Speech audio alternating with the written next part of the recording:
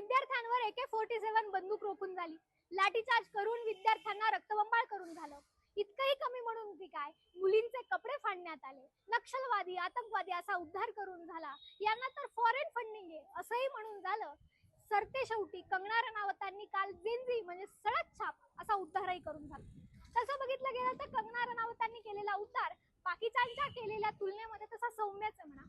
पण मुळात 2014ला खरं स्वातंत्र्य मिळालं अशी विचारधारा असणाऱ्यांना 2014ला आलेल्या सरकारचा अहंकार पहिल्यांदा झेंझीने मोडीत काढला. त्यामुळे 2014ला खरं स्वातंत्र्य मिळालं अशी विचारधारा असणाऱ्यांकडनं असा अवमान करणं तसं स्वाभाविकच आहे. तुमच्याकडनं या व्यतिरिक्त देशाची झेंझींची काही अपेक्षा नाहीच.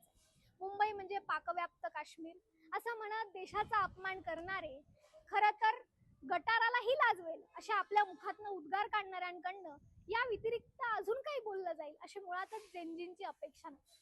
पण कंगना रनावत ताई, तुम्ही काल म्हटल्या की झेंझीतल्या पिढीतल्या ज्या मुली आहेत त्या भविष्यकाळीन चांगल्या गृहिणी नसतील. अहो, पण आधी आम्हाला गृहिणी व्हायचंय का हा प्रश्न तर विचार. म्हणजे तुम्ही ऍक्टिंग करणार, ऍक्टिंग मध्ये करिअर झालं नाही तर मग तुम्ही लोकसभेत भारतीय जनता पक्षाची गुलामगिरी करून लोकसभेचं तिकीट मिळवणार, मग तुम्ही खासदार होणार. आणि झेंझी पिढीतल्या तरुणींनी मात्र भविष्यकालीन गृहिणी व्हावं असा तुम्ही अट्टहास करणार.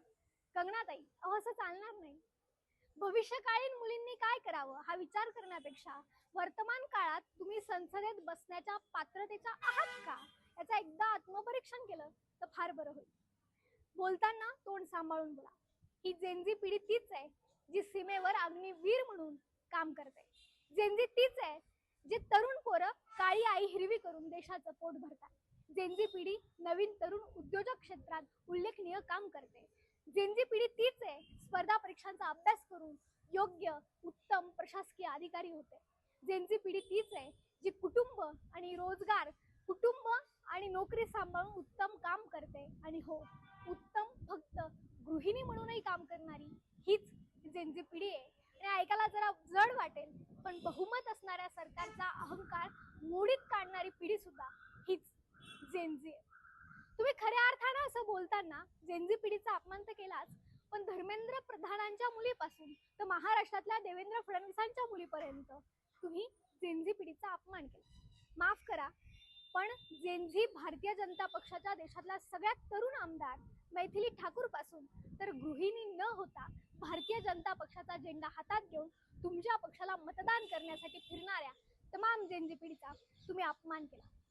खऱ्या अर्थानं बघायला गेलं तर तुम्ही माफीच मागितली पाहिजे. या झेंझी पिढीकडे व्यवस्थेला देण्यासारखं काहीच नाही. कंगनाताई, झेंझी पिढीकडे देशाच्या व्यवस्थेला आरसा दाखवण्याची धमक आहे.